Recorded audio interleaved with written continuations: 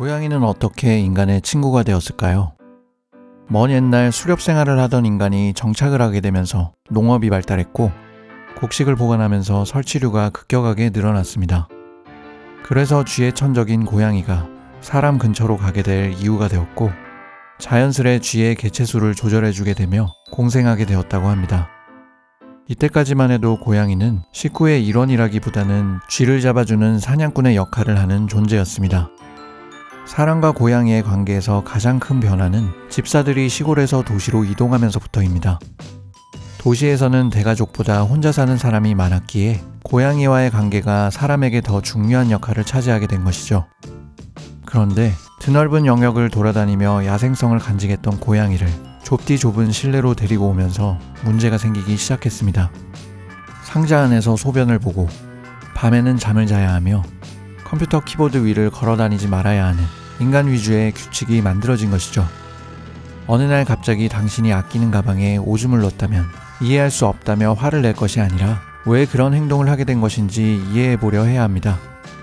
집고양이에게도 야생의 모습이 남아있으며 그 본능이 고양이의 모든 일상에 영향을 미칩니다. 고양이와의 행복한 동거를 위한 2가지 조언을 소개합니다. 하나, 놀이 시간을 가져야 하는 이유. 고양이를 행복하고 건강하게 키우고 싶다면 놀이는 결코 집사가 여유로울 때만 가끔 하는 즐거운 게임이 아니라는 걸 알아야 합니다.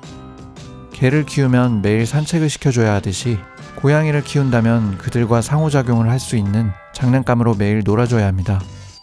집사가 장난감으로 진짜 먹잇감의 움직임을 흉내내며 놀아줌으로써 고양이는 사냥하고 붙잡고 죽이는 일이 실제로 어떤지 알 수 있습니다. 이런 사냥 과정을 체험시킴으로써 자신감을 키워줄 수 있고 야생 고양이의 욕구를 발산하도록 도울 수 있습니다.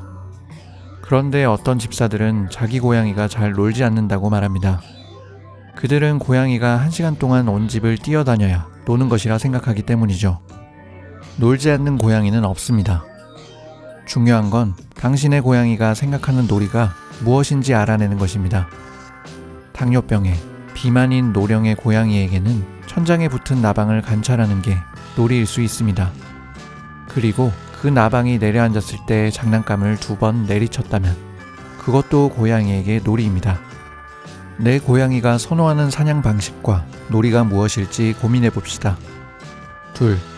먹이, 건식보다는 습식. 고양이의 사냥을 향한 선천적인 욕구는 사라지지 않습니다. 야생 고양이의 신체와 정신은 오직 사냥의 성과물로만 만족시킬 수 있었죠. 즉, 야생 고양이, 그리고 당신의 고양이는 완전한 육식동물입니다. 일반적으로 판매되는 사료는 사냥한 동물을 즉시 먹는 것과 거리가 멉니다. 고양이가 건식 사료를 선호하고 건식 사료로만 몸무게를 유지할 수 있다면 어쩔 수 없지만 그게 아니라면 습식 사료를 권장합니다. 고양이에게 가장 자연스러운 음식은 습식 사료입니다. 건식 사료의 수분 함량은 10%가 채 안 됩니다. 습식 사료의 수분은 60% 정도이며 약 75%의 수분을 가진 쥐와 비슷합니다. 건식 사료를 먹는 고양이들은 부족한 수분을 보충하기 위해 물을 더 자주 마시지만 그럼에도 필요한 수분을 모두 섭취하지 못합니다. 집사들이 건식 사료를 선호하는 건 24시간 내내 꺼내놓을 수 있는 편리함 때문인데 조금의 불편을 감수하더라도 야생 고양이로서의 만족감을 줄 수 있는 습식 사료를 먹여볼 것을 추천드립니다. 고양이 본능 사전. 고양이와 평화롭게 공존하기 위해서는 그들과 충분히 소통하고 타협해야 하며 그를 위해서는 우선 고양이의 본능을 알아야 한다고 이야기합니다. 화장실 밖에서 용변하는 행동, 분리불안 증세, 밤마다 깨어나 집사를 깨우는 행동 등 집사의 흔한 골칫거리에 대한 해결책도 가득 담겨 있습니다. 초보 집사부터 프로 집사까지 고양이에 대해 더 깊게 알 수 있게 해주는 고양이 반려지침서 고양이 본능 사전. 고양이를 사랑하는 모든 분들께 이 책을 추천드립니다. 지금까지 느낌 있는 책을 읽어주는 느낌책이었습니다.